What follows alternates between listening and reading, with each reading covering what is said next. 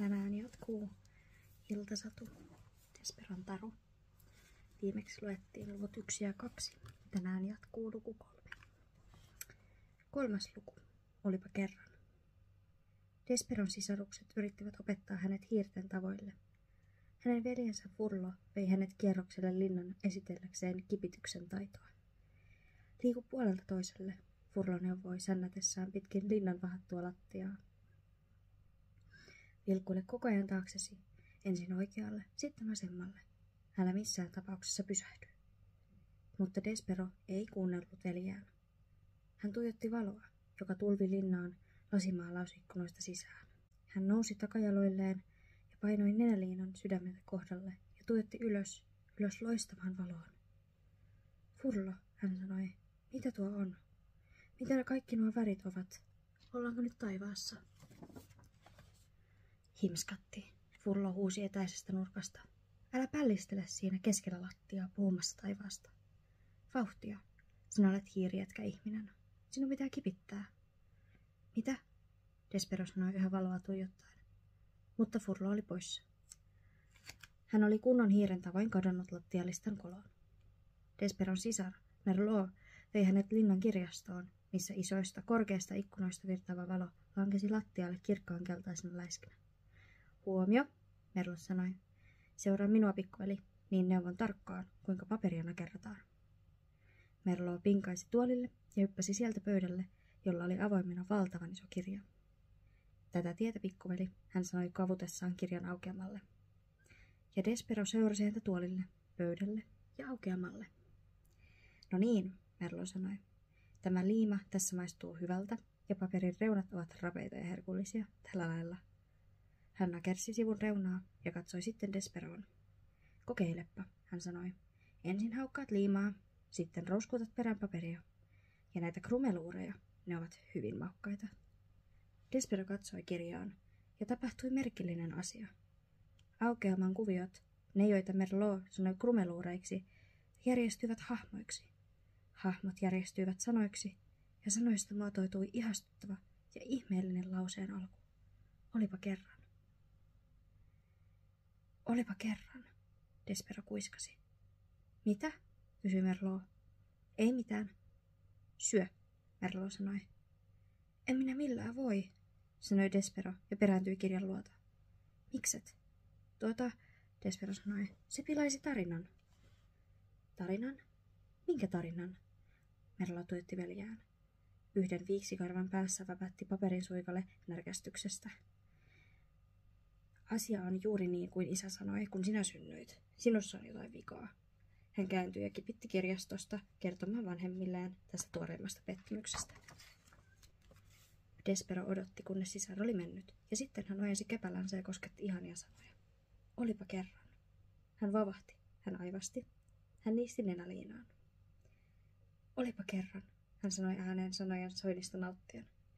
Ja sitten hän luki jokaista sanaa käpälällä seuraten sadun kauniista prinsessasta ja urheasta ritarista, joka palvelee ja palvoo prinsessaa.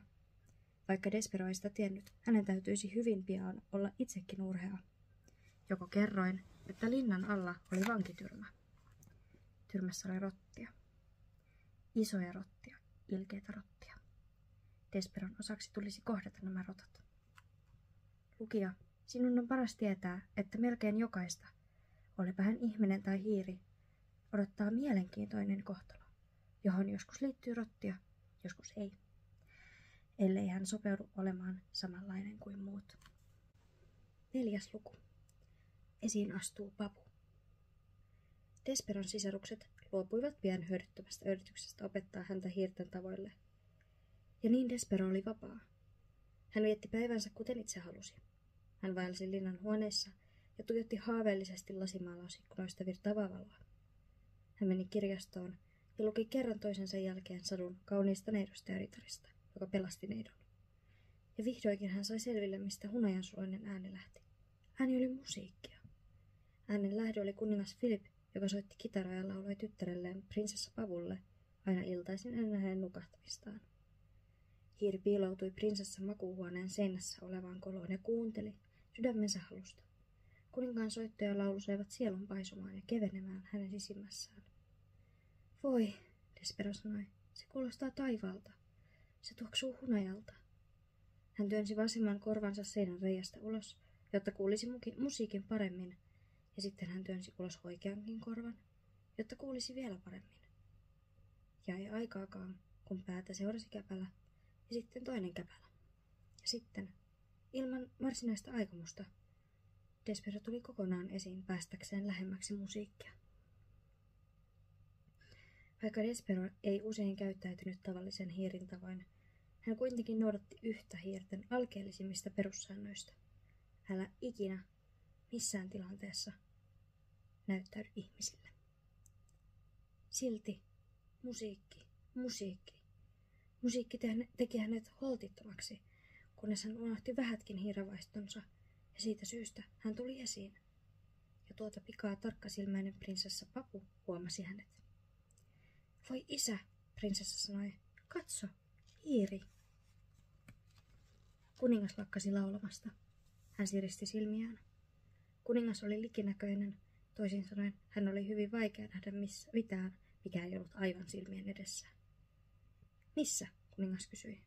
Tuolla, prinsessa Papu sanoi. Hän osoitti sormellaan. Papukulta, tuo on hyönteinen eikä hiiri. Se on hiireksi aivan liian pieni.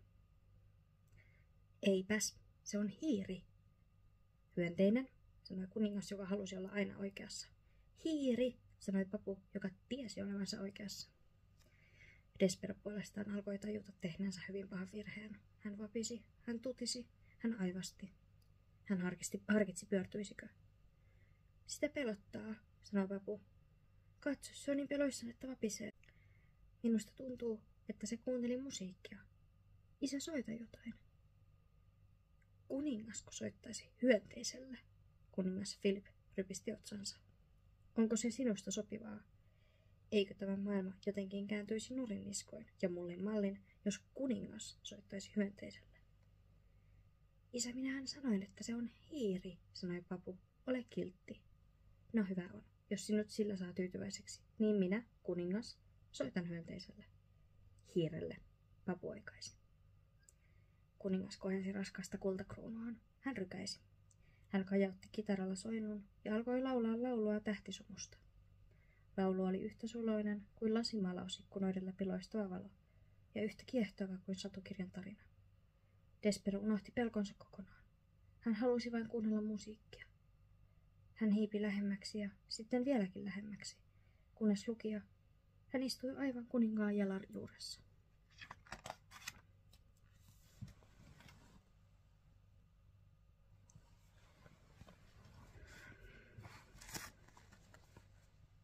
Viides luku. Mitä Furla näki? Prinsessa Papu katsoi alas Desperoon. Hän hymyili Desperolle. Ja sillä aikaa, kun hänen isänsä esitti toisen laulun. Laulun syvästä purppurasta, joka lankeaa puutarhan raukeiden muurien ylle, prinsessa ojensi kätensä ja kosketti hiiren päälakea. Despero tuijotti prinsessaa ihmeissään. Hänen mielestään Papu näytti aivan samanlaiselta kuin kauniin neidon kuva kirjaston kirjassa.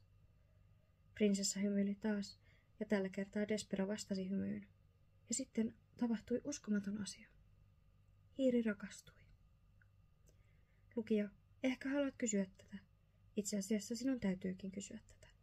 Onko naurettavaa, että hyvin pieni, sairaaloinen, isokorvainen hiiri rakastuu kauniiseen ihmisprinsessaan nimeltä Papu? Vastaus kuuluu, on. Tietysti se on naurettavaa. Rakkaus on naurettavaa. Mutta rakkaus on myös ihmeellistä ja voimakasta. Ja aikanaan kävisi ilmi, että Desperon rakkaus prinsessa Papuun olisi kaikkea sitä.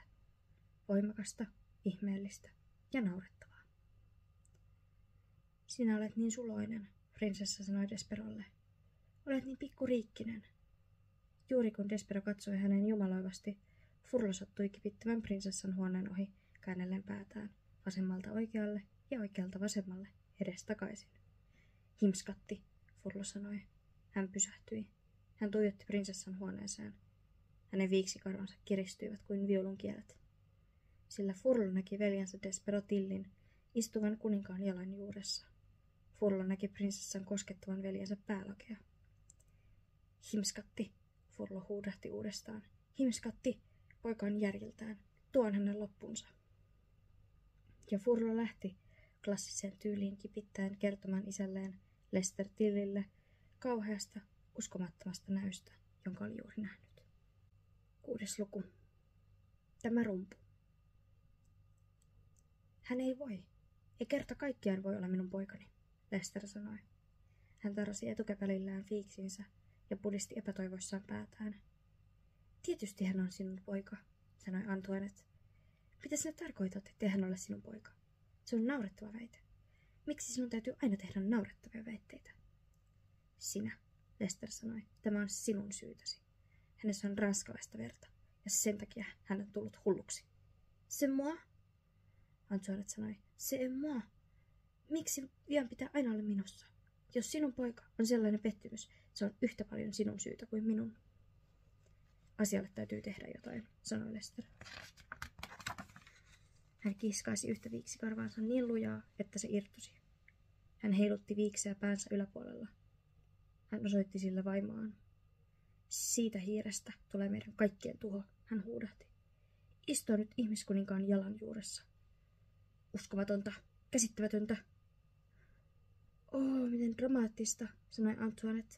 Hän kohotti yhden käpälänsä ja tarkasteli lakattuja kynsiään. Hän on pieni hiiri.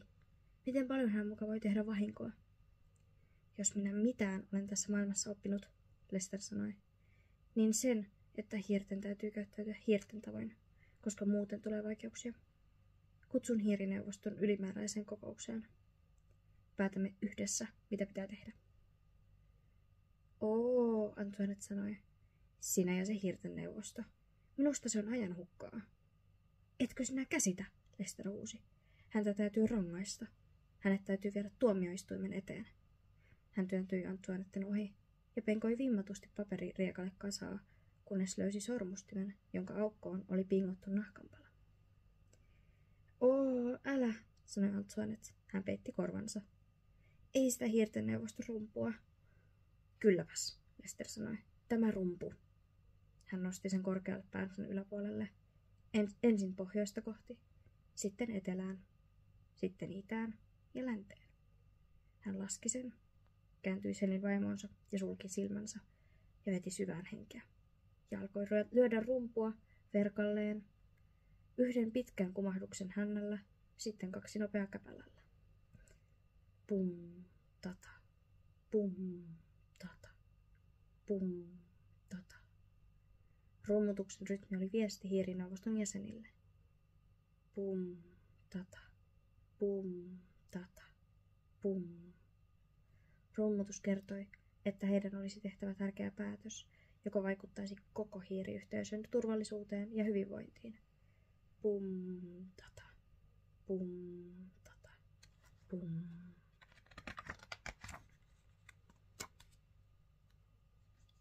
Luetaan vielä 1 luku. 7. luku. Rakastunut hiiri. Entä mitä meidän oma erityinen hiiriyhteisön jäsenemme teki sillä aikaa, kun hiirineuvoston rummun kumina kajahteli linnan seinien läpi? Lukija, minun täytyy kertoa, ettei Furlo ollut nähnyt pahinta. Despero istui prinsessan ja kuninkaan luona kuuntelemassa laulun toisensa jälkeen. Ja jossakin vaiheessa papu kupristi kämmenensä ja nosti hyvin varovasti Desperon sinne. Hän rapsutti hiiren yllättävän isoja korvia. Sinulla on kauniit korvat, papu sanoi, kuin pienet samettitilkut. Despero huimasi mielihyvästä, kun hän kuuli korviaan sanottavan pieniksi ja kauniiksi. Saadakseen tukea, hän painoi häntänsä pavun ranteelle ja tunsi prinsessan sydämen sykkeen, sydämen jyskytyksen, ja heti hänen oma sydämensä yhtyi samaan rytmiin. Isä, papu sanoi laulun loputtua, minä aion pitää tämän hiiren. Meistä tulee oikein hyvät ystävät. Kuningas katsoi tyttärensä kämmenellä istuvaa Desperoa. Hän siristi silmiään. Hiiren, hän mumisi. Jyrsiän. Mitä? Papu kysyi. Laske se lattialle, kuningas käski. Enkä, sanoi papu, joka ei ollut lainkaan tottunut komenteluun. Siis että minkä takia? Koska minä käskin. Mutta minkä takia? Papu intti. Siksi, että se on hiiri. Niin on. Minähän sinulle kerroin, että se on hiiri. En tullut ajatelleeksi, kuningas sanoi. Mitä et tullut ajatelleeksi? Äitiäsi, kuningatarta. Äitiä, papu sanoi surullisesti. Hiiret ovat jyrsijöitä, kuningas sanoi. Hän kohensi kruunuaan. Ne ovat sukua rotille. Tiedäthän sinä, mitä mieltä me rotista olemme. Tiedät meidän synkän rottamenneisyytemme. Papu vavahti. Mutta isä, hän sanoi, ei tämä ole rotta. Tämä on hiiri. Siinä on eroa. Kuninkaallisilla on paljon velvollisuuksia, kuningas sanoi, ja yksi niistä on se, ettei ryhdy henkilökohtaisiin tekemisiin edes vihollisensa etäisten sukulaisten kanssa. Laske se lattialle, papu. Prinsessa laski Desperon lattialle. Kunnon tyttö, kuningas sanoi. Sitten hän katsoi Desperoon. Häivy, hän sanoi. Despero ei kuitenkaan häipynyt. Hän vain istui tuijottamassa prinsessaa. Kuningas polki jalkaa. Häivy, hän karjaisi. Isä, prinsessa sanoi. Älä viitsi olla ilkeä sille. Hän purskahti itkuun. Nähdessään kyyneleet, Despero rikkoi viimeistäkin hiirten ikivanhoista suurista säännöistä. Hän puhui ihmiselle. Älä, Despero sanoi. Älä itke. Hän ojensi nenäliinansa prinsessaa kohti. Papu niiskautti ja kumartui hänen lähelleen. Älä puhu prinsessalle, jyrähti kuningas. Desperon nenäliina putosi. Hän perääntyi kauemmas kuninkaasta. Jyrsijät eivät puhu prinsessoille. Me emme halua, että tämä maailma kääntyy nurinniskoin ja mullin mallin. Jotain sääntöjä sentään on. Häivy, katoa, ennen kuin terve järkeni palaa ja käsken tappaa sinut. Kuningas polki jalkaa. Desperoa pelotti, kun niin iso jalka jysähti maahan niin kovalla voimalla ja vihaisesti, niin lähellä hänen pientä päätään. Hän pinkaisi kohti seinän koloa. Sen suulla hän kuitenkin kääntyi. Hän kääntyi ja huusi prinsessalle. Nimeni on Despero. Despero? Prinsessa sanoi. Palvon sinua, Despero huusi. Palvon sinua, sanoi ritari kauniille neidolle sadussa, jonka Despero luki joka päivä kirjaston kirjasta. Despero oli monesti mumissut lausetta itsekseen, mutta ei ollut koskaan ennen saanut tilaisuutta käyttää sitä puhuttelussa. Ulos täältä, kuningas huusi polkien jalkaa.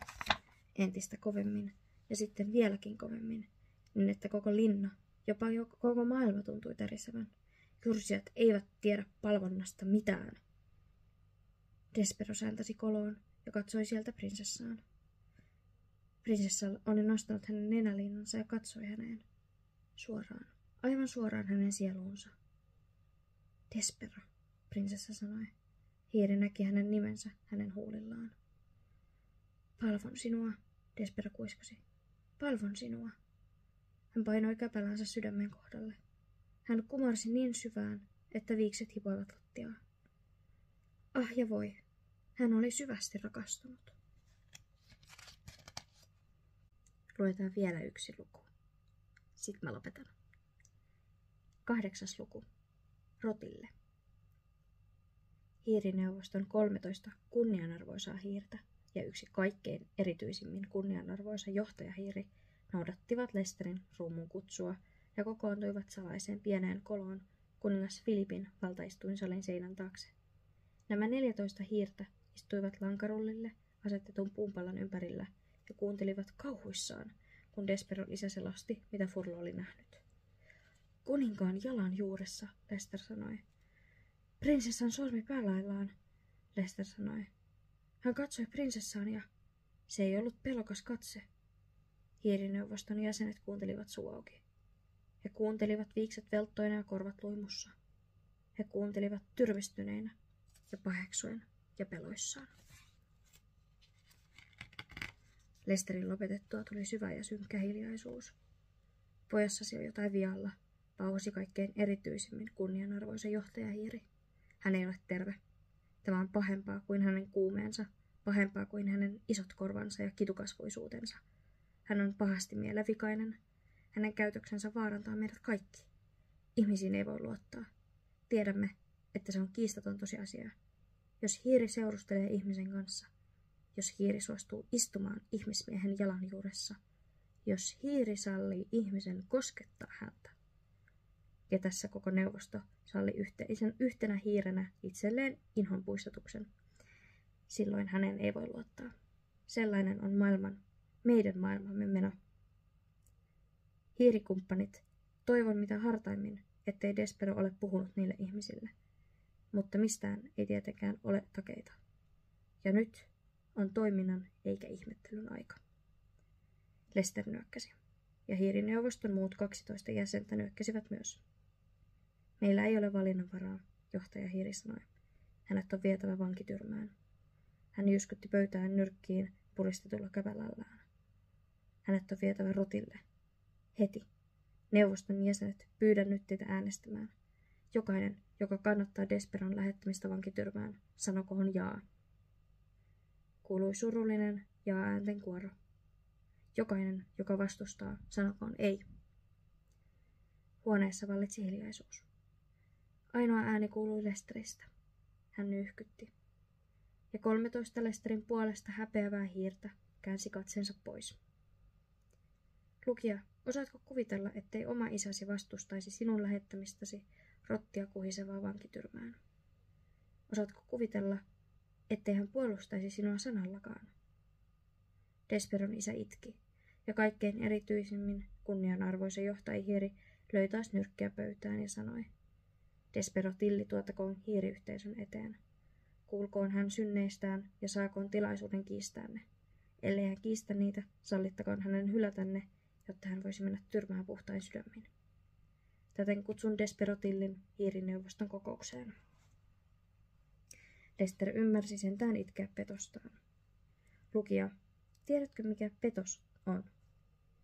Taidat tietää sen tämän pienen kohtauksen perusteella, joka juuri tapahtui.